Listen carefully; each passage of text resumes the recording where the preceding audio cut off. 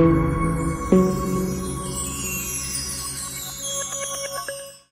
président du Sénat congolais et nouveau président de l'UPA, Jean-Michel Sama Lukonde, s'est entretenu avec son homologue ivoirien de l'Assemblée nationale, Patrick Achi, autour du renforcement des relations bilatérales. Les deux parlementaires ont souligné le rôle clé de la diplomatie parlementaire comme levier pour rapprocher les peuples africains et renforcer la coopération continentale. Les détails dans ce reportage de Janine Kalinga et Julien Piana.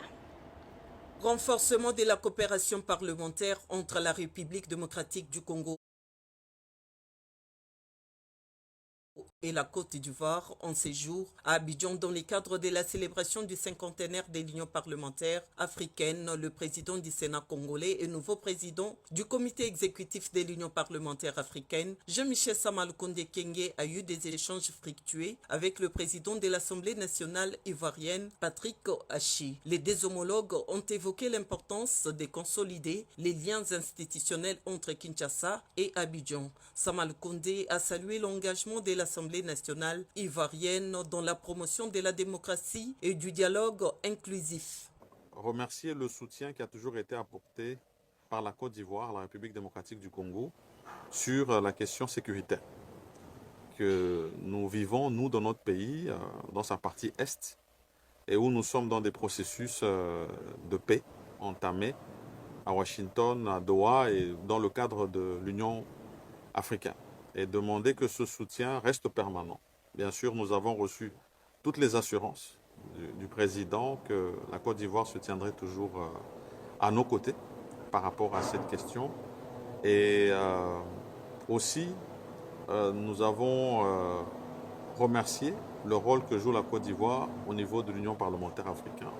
D'abord avec ce siège qui est donné à cette institution, mais aussi en tout cas sa participation à toutes les assises de cette importante institution qui est l'Union parlementaire africaine. De son côté, Patrick Achi a reconnu la valeur de l'expérience congolaise dans la gestion des transitions politiques et la recherche des solutions africaines aux défis du continent. Avec le président, nous avons écouté la situation qui prévaut aujourd'hui en République démocratique du Congo, que nous suivons naturellement, mais pour lequel il nous a donné un certain nombre de précisions. Et nous lui avons dit qu'il pouvait bien sûr être rassuré que son excellence président de la République, Alassane Ouattara, porte une attention toute particulière à ce qui s'y passe, apporte son soutien à son frère, le président Félix Tshisekedi, dans la résolution pacifique de cette crise. Les deux parlementaires en exercice ont également évoqué les questions régionales cruciales, notamment la sécurité, la jeunesse et l'intégration économique.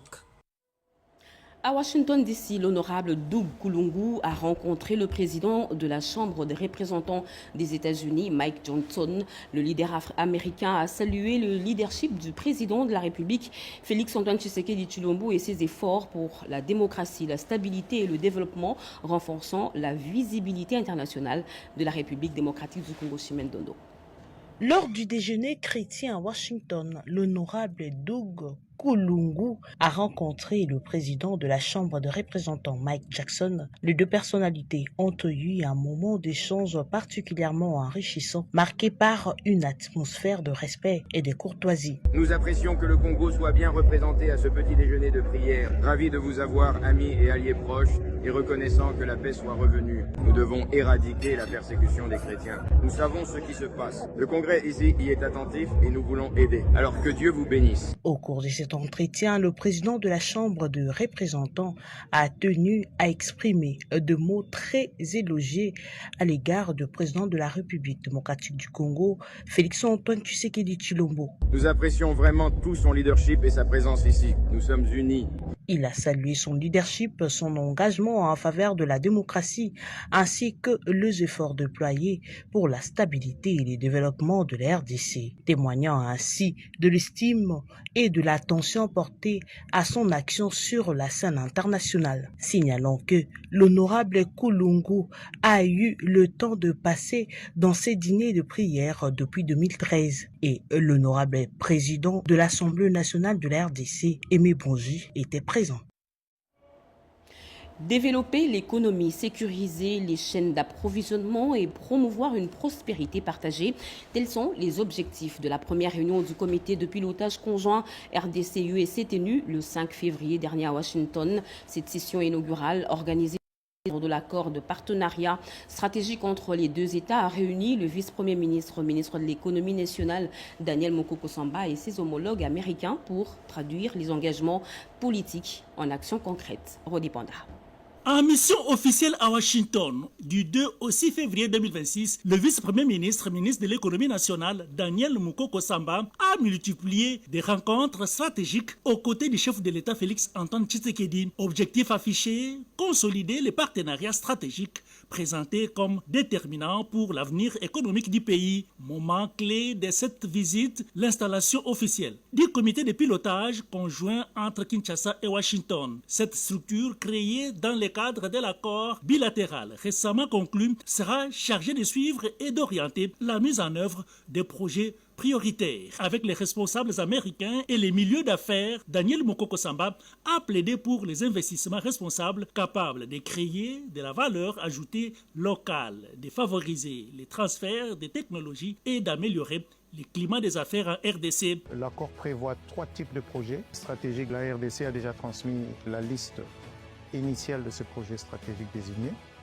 Deuxième catégorie, c'est les projets miniers qui sont proposés par la partie congolaise à la partie américaine. Et la troisième catégorie de projets, c'est des projets miniers pour lesquels la RDC ne jouit pas de la totale propriété. Le chef de l'État a commencé ses échanges dans la capitale américaine. C'est le retour en force des institutions financières américaines en République démocratique du Congo. Ce qui est recherché à travers cet accord stratégique, ce n'est pas que le retour des investissements américains en RDC, ce n'est pas que la sécurisation des approvisionnements en minerais critiques, c'est aussi le développement économique de la RDC, c'est aussi la restauration de la paix et de la sécurité. À travers cette offensive diplomatique et économique, les autorités congolaises entendent surtout transformer les intentions en résultats tangibles au service du développement et de la prospérité du pays.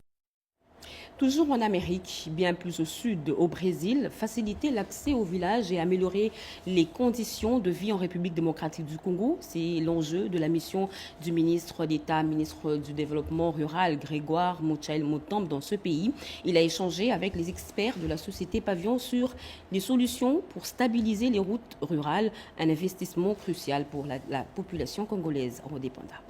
Aussitôt arrivé à Brasilia, capitale de la République fédérale du Brésil, dans le cadre d'une mission officielle autour de la visite d'échange d'expertise dans les domaines stratégiques des routes stabilisées, énergie rurale, forage et autres, le ministre d'État du Développement rural a tenu une réunion avec les responsables de l'entreprise Pavillon spécialisée dans la construction et stabilisation des sols écologiques. Accompagné de l'ambassadrice de la RDC au Brésil, Rosette Mossi-Niamale, le ministre d'État du Développement rural, ingénieur Grégoire Mouchaël Motambe, a été édifié sur les technologies utilisées par l'entreprise Pavillon pour stabiliser les routes avec la nanotechnologie. C'est-à-dire que nous pouvons, les études de faisabilité devaient se faire le plus rapidement possible parce que nous avons les mêmes caractéristiques que d'affort climatique. Il faut des études de faisabilité dans les zones équatoriales où il pleut beaucoup, les études de faisabilité dans des zones de savane, et les études de faisabilité dans des zones où nous avons beaucoup de sable.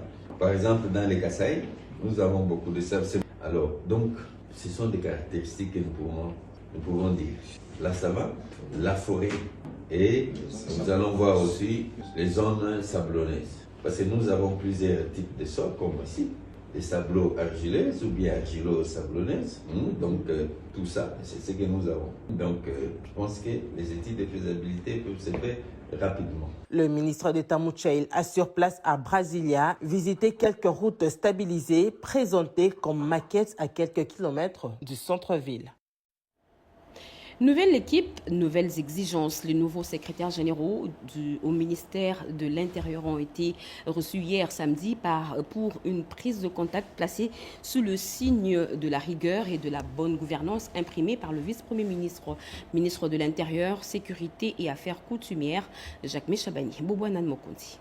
Ils sont au nombre de 5, représentant chacun son secteur de gestion. Il s'agit des secrétaires généraux nouvellement nommés, d'autres reconduits affectés au ministère de l'Intérieur. Ces derniers sont venus présenter des civilités ainsi que recevoir des orientations du vice-premier ministre, ministre de l'Intérieur et Sécurité, en vue d'améliorer le fonctionnement de l'administration de ces ministères ayant dans ses attributions l'intérieur, la sécurité, la décentralisation et les affaires coutumières. Séance tenante, Jekmen Chabani a insisté sur la discipline, la rigueur et le travail en équipe. L'échange a porté sur les directives qu'il nous a données pour que le travail soit davantage meilleur. Il nous a interpellés à pouvoir éviter des erreurs et à pouvoir améliorer davantage la qualité des services, parce que notre reconduction est une interpellation et un appel à bien faire.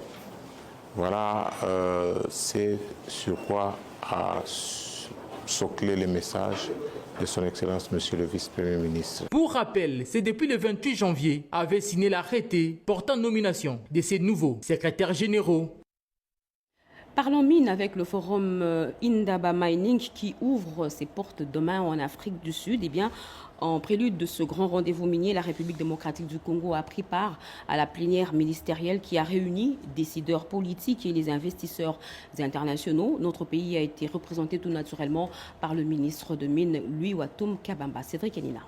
Ce dimanche 8 février 2026, la République démocratique du Congo a porté sa voix au plus haut niveau de l'Investing in African Mining Indaba, la plus grande plateforme minière du continent africain. Placée sous le thème « Miser sur l'Afrique, mobiliser les capitaux par les partenariats », la plénière ministérielle a réuni décideurs politiques, capitaines d'industrie et partenaires internationaux. Son Excellence Louis Watum Kabamba, ministre des Mines, y a présenté la RDC comme un partenaire fiable et stratégique pour l'investissement minier engagé dans des coopérations fondées sur des projets concrets, transparents et mutuellement bénéfiques, notamment avec les États-Unis et d'autres partenaires internationaux. Le ministre a exposé la vision de la RDC en faveur des partenariats stratégiques continentaux axé sur l'exploration et la valorisation des minerais afin de positionner durablement l'Afrique dans les chaînes de valeur mondiales. Il a rappelé que l'attractivité des investissements repose sur des politiques cohérentes, une gouvernance renforcée, la sécurité, la transparence et des institutions solides. Un message clair, les véritables alliés des investisseurs sont les lois, les règlements et l'administration du pays. Dotée des ressources minérales de classe mondiale essentielles à la transition énergétique, la RDC entend accélérer la transformation locale et la captation de valeur ajoutée en s'appuyant sur des dynamiques de coopération régionale et des projets structurants d'industrialisation. Parmi les projets présentés, le projet de fer de la Grande Orientale, MIFOR en sigle, destiné à compléter le corridor de l'Obito et à relier l'océan Indien à l'océan Atlantique via le port en eau profonde de Banana. À travers cette participation, la RDC affirme sa volonté de jouer un rôle central dans la transformation du secteur minier africain fondé sur des partenariats stratégiques, une gouvernance renforcée et une valorisation durable de ses ressources naturelles. Parlons encore de nos ressources. Comment moderniser et sécuriser l'exploitation des mines en République démocratique du Congo? Une nouvelle proposition de loi a été déposée au bureau de l'Assemblée nationale à l'initiative de Serge Tchembo-Kondé, élu de Sakania dans le Haut-Katanga. Ce texte vise à transformer le secteur minier en levier de développement national. Annie Kitenge et Guy Kitoko à Loma. Cette loi, selon l'élu de Sakania Serge Tchembo-Kondé, porte sur la modification et l'amélioration de la loi sur le code minier. Pour Serge Tchembo-Kondé, c'est une loi qui a toujours existé. Elle a été promulguée en 2018. Comme vous le savez, la présente proposition de loi a apporté 19 innovations majeures, parmi lesquelles nous avons cité le renforcement du pouvoir de l'État sur les matières stratégiques, donc les minerais stratégiques. Alors, il a été pour nous question de travailler pour voir comment insérer les nouveaux services qui ont été créés mais qui n'étaient pas encore considérés dans le code minier. Quant à la problématique de la gestion de la dotation des 0,3%, l'élu de Sakanya a fait savoir que ce pourcentage représente les revenus qui doivent normalement servir à la population locale. Mais jusque-là, avec l'ancienne loi, nous avons trouvé que les 0,3% se volatilisaient sans que la communauté concernée n'en bénéficie.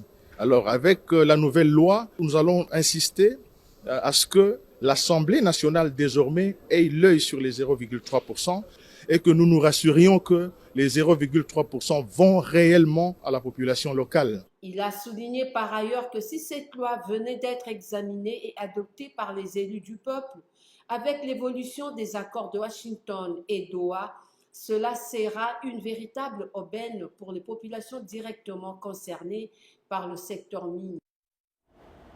Transformer ici, valoriser là-bas, l'honorable Thierry Moulumba Pandangila mise sur la transformation locale des minéraux plutôt que leur exportation à l'état brut. À l'université de Kolwezi, le député national a présenté sa proposition de loi cadre visant à l'industrialisation du secteur minier et à capturer la valeur ajoutée pour l'économie nationale. Suivez ce reportage. Le débat sur l'avenir de l'industrie minière en RDC s'est poursuivi ce jeudi 5 février à l'université des Kolwezi, une école en sigle, à l'initiative du député national Thierry Moulumba Pandangila, auteur d'une loi cadre sur la transformation locale et le développement des chaînes de valeur des substances minérales, loi Pandangila, déposée à l'Assemblée nationale le 29 octobre 2025. Dans un auditoire comble, l'honorable Thierry Moulumba Pandangila a exposé les raisons de sa proposition de loi cadre. Le président de la République, constitutionnellement parlant, est celui qui a une vision et qui propose un projet de société à la population qui le vote sur base du projet présenté. Et le gouvernement a la responsabilité de matérialiser cette vision à travers des programmes et des projets pour que cela devienne une réalité. Et moi, en tant que député national, je me suis saisi de la responsabilité qui est la mienne d'élaborer des lois pour faire cette proposition de loi sur la transformation locale et le développement des chaînes de valeur des substances minérales en République démocratique du Congo, de manière à encourager le gouvernement à aller dans ce sens, c'est-à-dire à la transformation locale des minerais en République démocratique du Congo. Par ailleurs, il a rappelé que la RDC est le 3e producteur mondial de cuivre et le premier de cobalt, mais que l'exportation des minerais bruts limite les bénéfices économiques et que sans transformation locale structurée, cette richesse ne génère ni croissance durable ni industrialisation. Il a encouragé les étudiants encadrés par leurs professeurs, de participer au concours interuniversitaire lancé dont la phase finale sera organisée à Kinshasa durant le mois d'avril 2026. Organisez-vous la balle dans votre camp. 22 participants du secteur public et privé du Haut-Katanga ont pris part à un atelier de renforcement des capacités sur le concept Kaizen, méthode japonaise visant l'amélioration continue et un travail de qualité. Des échanges riches en connaissances et en bonnes pratiques ont ponctué cette formation. Bobé Tengalisomba. Des assises sur l'approche Kaizen, méthode japonaise d'amélioration continue, se sont tenues à Lubumbashi. Assises co-organisée par l'Agence japonaise de coopération internationale JICA et l'Agence de développement de l'Union africaine, en partenariat avec l'écosystème composé de l'INPP, la NADEC, la PROSEM et la FEC. Le représentant résident de la JICA, Okichu Keiichi, a présenté l'importance du concept Kaizen et son accompagnement en RDC. Cette approche d'amélioration continue est susceptible d'aider les organisations africaines à optimiser le processus, à réduire les coûts, tout en améliorant la qualité et à impliquer l'ensemble des niveaux hiérarchiques de leur personnel dans une démarche d'amélioration continue.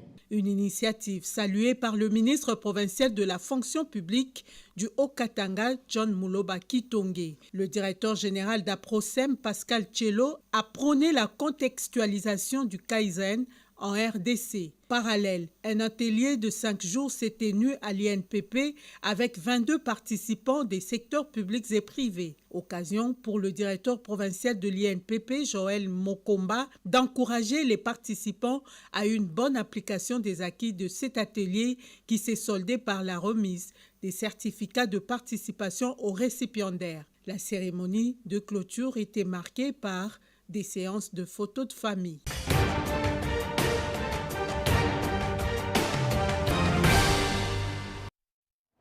Eh bien, l'actualité de la semaine qui s'achève a été marquée par la visite officielle du président de la République, Félix-Antoine Tshisekedi Tshilombo, à Washington, aux États-Unis, où il a pris part au National Prayer Breakfast et plusieurs rencontres de haut niveau. En début de semaine, le chef de l'État avait participé au sommet mondial des gouvernements à Dubaï, aux Émirats arabes unis, renforçant la présence de la République démocratique du Congo sur la scène internationale.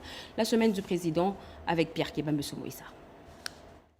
Le président de la République, Félix-Antoine Tshisekedi Tshilombo, a participé en début de semaine à Dubaï, aux Émirats arabes unis, au sommet mondial de gouvernement qui s'est tenu du 3 au 5 février 2026. La participation de la République démocratique du Congo à ces sommets revêt une importance stratégique majeure pour l'affirmation de son rôle de pays solution concernant le climat par la puissance de ses forêts et de ses tourbières, pays solution également pour la transition énergétique par ses minéraux critiques et son potentiel hydroélectrique unique, et pour la paix par son expérience et son engagement en faveur d'un multipartisme juste et efficace.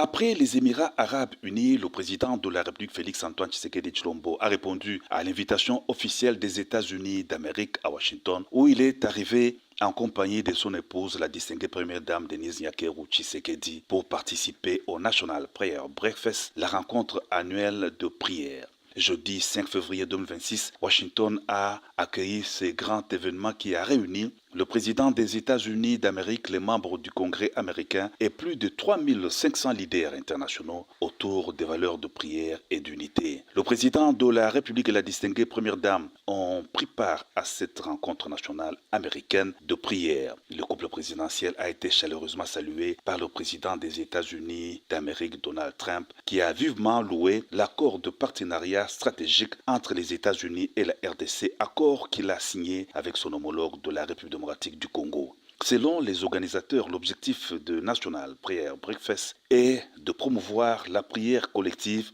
le dialogue et la réconciliation entre les responsables des sensibilités diverses dans l'esprit de Jésus de Nazareth. En marge de National Prayer Breakfast, le séjour officiel du président de la République, Félix-Antoine Tshisekedi Tshilombo à Washington, a été marqué par d'intenses activités. Le chef de l'État a été reçu au siège de l'US International Development Finance Corporation, la banque américaine de développement, où le président de la République a eu des entretiens sur le partenariat économique, des échanges dans le cadre de l'ambition commune de renforcer les investissements structurants, de soutenir le développement des infrastructures et de favoriser une croissance économique inclusive et durable en RDC. Le Sénat américain a tenu à recevoir le président de la République, Félix-Antoine Tshisekedi Tshilombo, pour s'enquérir de la situation sécuritaire et humanitaire préoccupante dans l'est de la République démocratique du Congo. Le chef de l'État a ainsi échangé sur place avec le président de la Commission des Affaires étrangères du Sénat, Jim Risch, qu'entouré des sénateurs américains sur la situation réelle actuelle sur le terrain et l'accord de paix RDC-Rwanda signé en décembre dernier à Washington. Cet accord qui n'a jamais été respecté par le Rwanda, qui ne cesse de déployer ses troupes dans l'est de la RDC. D'où la nécessité pour les États-Unis de renforcer la pression sur Kigali, d'imposer dans la mesure du possible des sanctions pour le non-respect des dispositions de l'accord de Washington. Du côté congolais, le président de la République a rassuré le Sénat américain sur les prédispositions de la RDC d'évoluer dans le sens de la paix et du respect de l'accord signé à Washington. Toujours en marge de National Prayer Breakfast, le président de la République Félix-Antoine Tshisekedi Tshilombo a aussi eu des entretiens constructifs avec le président de la Commission des Affaires étrangères de la Chambre des représentants des États-Unis, Brian Mast. Les échanges ont tourné autour de la situation de sécurité dans l'Est de la République démocratique du Congo, la mise en œuvre de l'accord de Washington et le partenariat stratégique avec la RDC. D'une rencontre à une autre, le président de la République a aussi eu des entretiens avec le secrétaire à l'intérieur du gouvernement américain sur les minéraux critiques.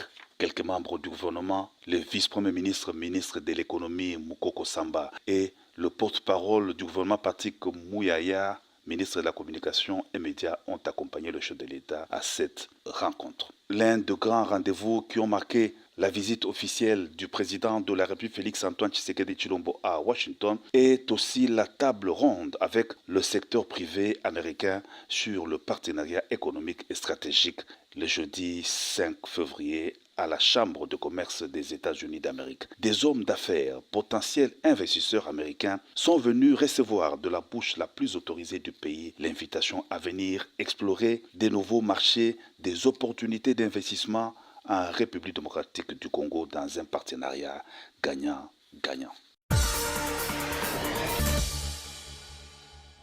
Kisangani, les FARDC neutralisent 8 drones kamikazes près de l'aéroport international de Bangoka. Kinshasa a un dépôt de carburant ravagé par un incendie.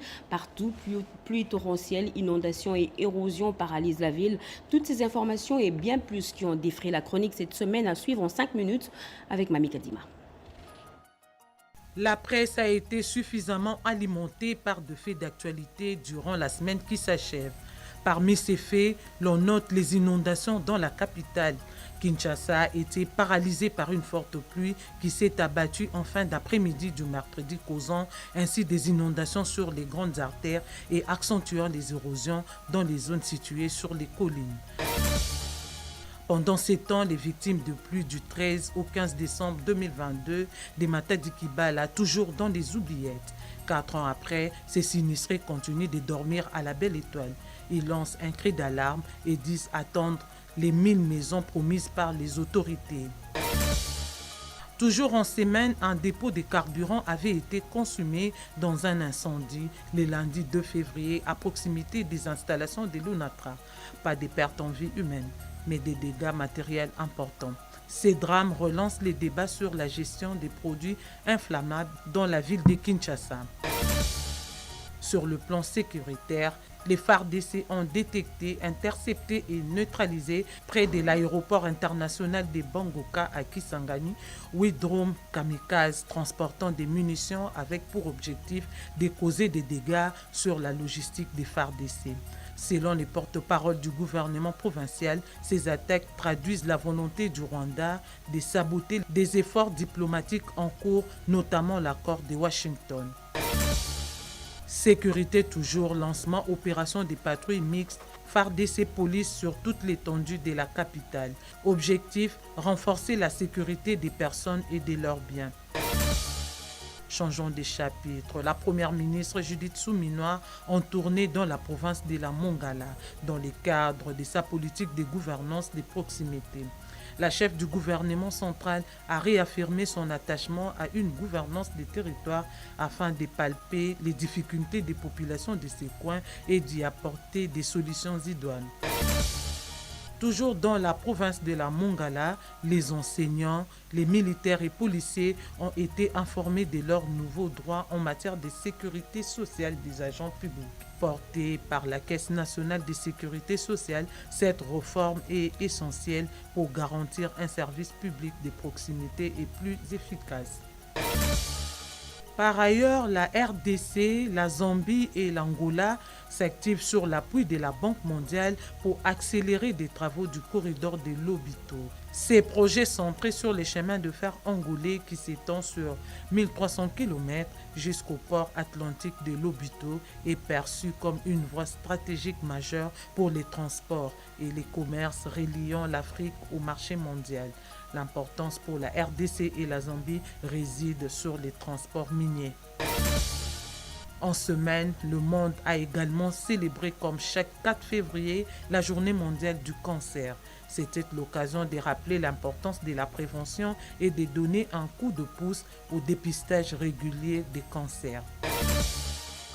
Et pour terminer cette rétrospective, fini la débrouille pour les réparateurs des téléphones mobiles, ordinateurs et autres appareils électroniques. Les techniciens vont suivre une formation professionnelle dans le cadre du projet inédit lancé par le ministre des Postes et Télécommunications.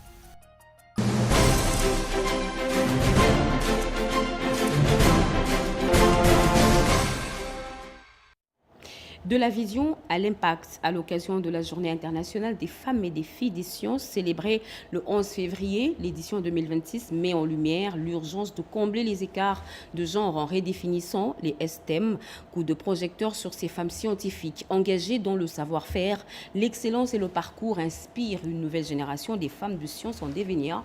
Un dossier de Ricardo Kalala, Bobette Ngali Samba et Papi Mbongo. Filles et femmes de sciences, elles sont ingénieurs, chercheurs, professeurs, techniciennes, mathématiciennes. Les femmes et filles des sciences sont célébrées dans le monde le 11 février de chaque année depuis 2015. En RDC, elles sont rares certes, mais connues à travers la qualité de leurs œuvres. Face aux stéréotypes, c'est la connaissance, le savoir-faire et la détermination qui comptent. Women's Technology en est la preuve. L'ambition qui m'a poussé à faire ça, c'est parce que j'ai vraiment aimé faire la technique. Je l'ai hérité de mon père.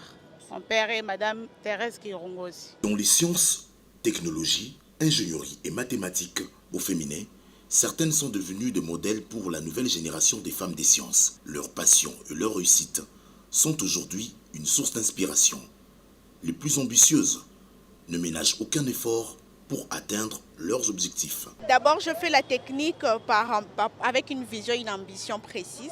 J'aime la technique en soi, j'aime découvrir comment on arrive à faire des choses, comment on arrive à concevoir les appareils, comment on arrive à faire de grandes choses à la fois. C'est avec cette ambition-là que j'ai pu faire l'électronique pour découvrir, parce que tous nos appareils sont électroniques d'abord, pour découvrir comment concevoir tout ça. Et aujourd'hui, je suis en mesure de concevoir aussi un appareil, voire même une machine.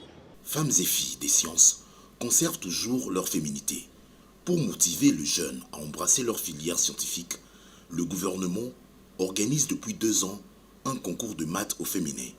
Esther Kay en est l'initiatrice. Le premier obstacle que rencontrent les jeunes ici, c'est d'abord les stéréotypes. Parce qu'on considère que la femme est mieux ailleurs que dans les sciences. Oui, la femme peut être scientifique, être belle, elle peut être scientifique, être mère.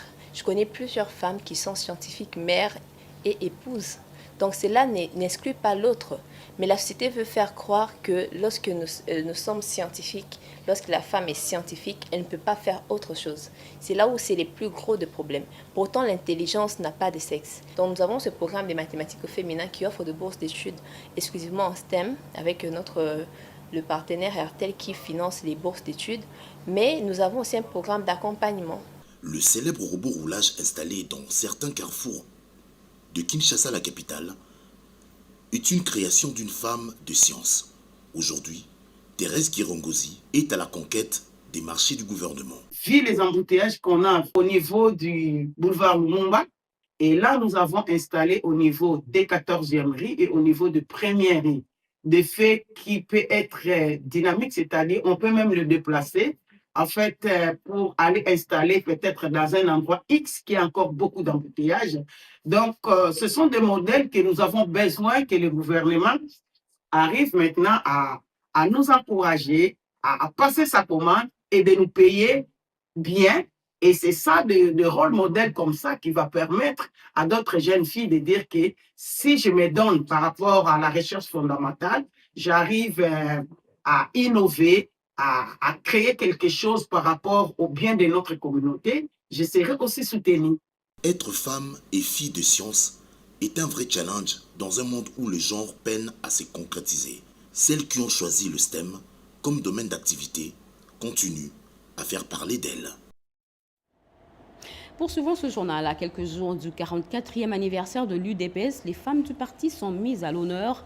À Kinshasa, une tournée de remise de pagnes célèbre leur engagement, leur mérite et leur rôle central dans la mobilisation et la vie du parti. Alain Bikaï. En marge de la célébration du 44e anniversaire de l'UDPS, plusieurs activités sont organisées pour réfléchir à l'avenir du parti et au rôle de la femme dans les combats politiques. À Kinshasa, une opération spéciale de mobilisation féminine est en cours.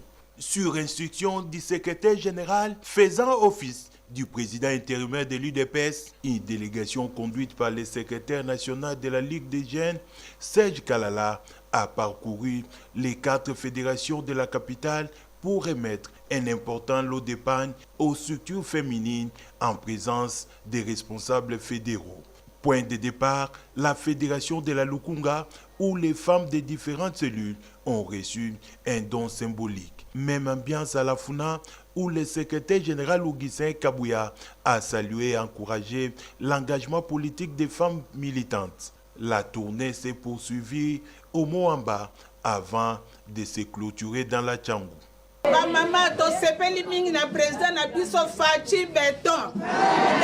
Nous sommes très reconnaissantes au président Félix pour le secrétaire général Augustin Kabouya qui ne cesse de nous soutenir.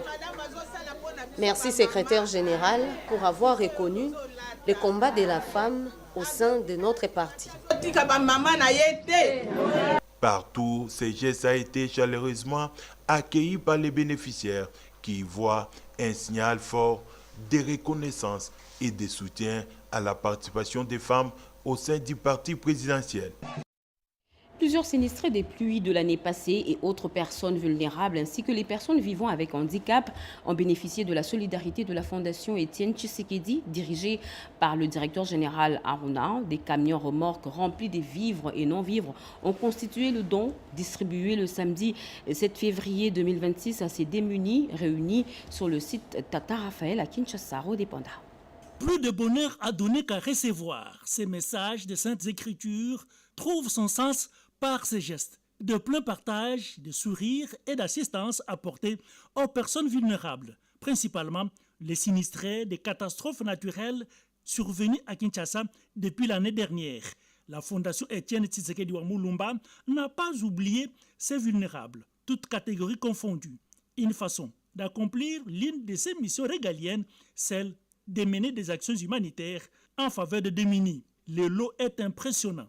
Il est constitué de vivres et non-vivres pour répondre aux besoins de survie de tous ces nécessiteux réunis pour la circonstance sur le site du stade Tata Raphaël. L'essence de cette activité avec le directeur général de la Fondation Étienne Tshisekedi, Aruna, qui a adressé un message de réconfort et d'espoir aux bénéficiaires. La Fondation a été agréée comme un organisme d'assistance et de promotion sociale. Alors nous avons un programme qui est celui de ramener différentes couches de la population, surtout les personnes vulnérables, à se sentir encore utiles, que ces personnes se sentent utiles aussi bien à elles-mêmes qu'à la société. Quoi de plus normal pour ces vulnérables d'exprimer de la gratitude envers leurs bienfaiteurs. Pour la Fondation Étienne Tshisekedi wa Mulumba, cette action philanthropique devra s'étendre à un plus grand nombre de nécessiteux. Ce geste vient donc appuyer le vœu du chef de l'État Félix Tshisekedi, celui de partager avec le pauvre et combattre les inégalités. Se soigner ici plutôt qu'ailleurs. À Lubumbashi, la Caisse nationale de sécurité sociale CNSS et la Fédération des entreprises du Congo FEC ont réuni experts, médecins et opérateurs économiques autour d'une table ronde stratégique pour repenser les évacuations sanitaires et renforcer durablement la prise en charge médicale locale. Chimendondo. La Fédération des entreprises du Congo, en partenariat avec le centre hospitalier Tshisekedi Tshilombo et la Caisse nationale de sécurité sociale, a réuni experts, médecins et opérateurs économiques autour d'une table ronde stratégique placée sous le thème « Gouvernance des évacuations sanitaires ». En toile de fond, réduire la dépendance aux soins à l'étranger et renforcer ainsi la prise en charge médicale locale. Que les entrepreneurs étant maintenant mieux informés, ils prendront davantage de précautions avant de prendre des décisions pour évacuer leurs membres du personnel ou leurs dépendants. Les participants ont compris l'importance de l'existence du centre hospitalier Tshisekedi Tshilombo ici à Lubumbashi, qui est une belle opportunité pour le Katanga afin de pouvoir réduire les transferts médicaux vers l'étranger. Pour la CNSS, la solution passe par le dialogue. Son directeur provincial Katanga 1, Cleft Kapend, appelle à des échanges utiles pour protéger la santé de travailleurs congolais. Panel, échanges et propositions se succèdent. Les défis sont connus. Coûts élevés logistiques complexes, manque de plateaux techniques, mais les solutions aussi commencent à prendre forme. Le médecin directeur du centre hospitalier Tshisekedi Tshilombo, Dr Diemersi Kabulo, démontre que la RDC dispose désormais des infrastructures capables d'offrir le soin de qualité sans quitter le pays. Énergie à présent, après la levée des obstacles juridiques et opérationnels, 22 centrales électriques ANSER sont enfin opérationnelles. Une avancée décisive pour éclairer les zones rurales et périurbains et redynamiser le développement local. Anita Luambois et Robert Kalemba. La République démocratique du Congo enregistre une avancée significative dans le secteur de l'électrification rurale et périurbaine. Le gouvernement a levé les contraintes juridiques et opérationnelles qui empêchaient la mise en service de plusieurs infrastructures électriques déjà construites par l'État congolais. Selon le ministère des Ressources hydrauliques et électricité, cette évolution résulte d'un processus interinstitutionnel initié sous la coordination du ministre Aimé Molendo Sakombi, visant à établir un cadre légal clair pour le recrutement d'opérateurs privés chargés de l'exploitation et de la maintenance des mini-réseaux. Une démarche qui permet d'éviter l'inexploitation des centrales réalisées par l'Agence nationale de l'électrification et des services énergétiques en milieu rural et périurbain et de préserver les investissements publics engagés dans ce secteur. À ce jour, 22 centrales électriques sont entrées en phase d'exploitation sur un total de 65 projets achevés, offrant ainsi un accès durable à l'électricité à plusieurs milliers de ménages en zone rurale. La mesure est encadrée par un arrêté ministériel adopté en Conseil des ministres. Elle consacre également un modèle de partenariat public-privé destiné à assurer la continuité du service électrique et à la pérennité des infrastructures. Pour les autorités énergétiques, cette mise en exploitation va contribuer au développement économique local et à l'amélioration des conditions de vie des populations bénéficiaires. Le processus de reddition des miliciens Mobondo, c'est une étape clé pour la paix et la sécurité dans le Grand Bandundu. Ça a été au cœur d'une rencontre entre le ministre délégué à la Défense nationale, Eléziane Tamboué, et le ministre d'État, ministre de la Justice, Guillaume Ngefa. C'est un reportage de Serge Merlin Mata et Jérémy Kiawete. L'accompagnement et les orientations utiles étaient au cœur de cette séance de travail entre le ministre délégué à la Défense nationale, chargé des anciens combattants, et les Tamboué, et les ministres d'État, ministre en charge de la Justice et garde des Sceaux, Guillaume Ngefa. Les dossiers relatifs au processus de reddition des miliciens Mobondo étaient également sur la table de la discussion. À l'issue de leurs échanges fructueux, le ministre délégué à la Défense nationale, chargé des anciens combattants, a salué la disponibilité des ministres d'État, ministre en charge de la Justice et garde des Sceaux, Guillaume Ngefa. Il est également question pour lui de demander auprès du ministre d'État, ministre en charge de la Justice et garde des Sceaux ses conseils, mais également son accompagnement si ces dossiers sensibles. Nous travaillons dans une complémentarité avec un esprit d'équipe. Je suis adepte de l'intelligence collective. J'ai travaillé sur la question de reddition des Mobondo et notre conseiller juridique ou les conseillers juridiques du gouvernement, c'est le ministre d'État en charge de la justice et garde des Sceaux. Je suis venu demander quelques conseils, mais également demander son accompagnement parce que c'est un dossier sensible pour voir comment on va se comporter par rapport à ces dossiers. Les deux personnalités ont réaffirmé au cours de cette rencontre leur volonté de se retrouver très prochainement pour effleurer d'autres aspects non évoqués lors de cette rencontre. Ce fut donc un moment très riche en échanges pour ces deux membres du gouvernement. Reconnaître et certifier les compétences des réparateurs d'appareils électroniques acquis sur le terrain, c'est l'ambition de Maître José Mpanda Kabangu, ministre des Postes et Télécommunications. Dernièrement, il a réuni cette catégorie des Congolais pour leur présenter son projet de formation et de certification, fruit d'une collaboration avec le ministère de la Formation professionnelle. Regardez. Ils étaient près de 500 techniciens, réparateurs des téléphones, ordinateurs et autres appareils électroniques venus de Botour, Matadskibala, Matete, Victoire, Koweït et autres coins de Kinshasa à répondre à l'invitation de Maître José Mpanda Kabangu qui leur a parlé de son projet. Je vois ce dont vous êtes capable de faire, mais vous le faites dans l'informel. Vous êtes en train de résoudre des questions que même certains techniciens qui ont des grands bureaux n'arrivent pas à faire. Qu'est-ce qui va aller prouver aujourd'hui si vous allez solliciter un travail chez Orange ou chez Africell? On va vous dire, donnez-nous l'expérience, donnez-nous le diplôme, donnez-nous ceci.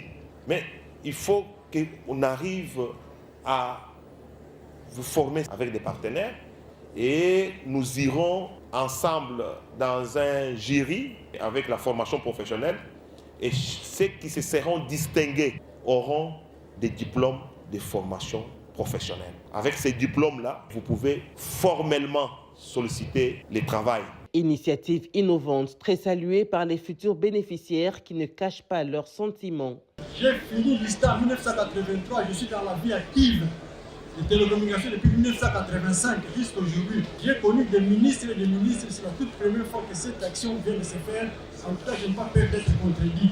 Plusieurs techniciens réparateurs des appareils électroniques ont dit à Maître José Mpanda de quoi ils sont capables et ont juste besoin des subventions de l'État pour booster leur petite unité. Ce n'est pas seulement besoin d'emploi dont nous on est là. Nous avons aussi besoin de subventions. Subventionnez-nous pour qu'on ait la capacité de développer les intelligences de cette élite négligée depuis de longtemps. Nous réparons des histoires qui sont foutues, morts. Mais ça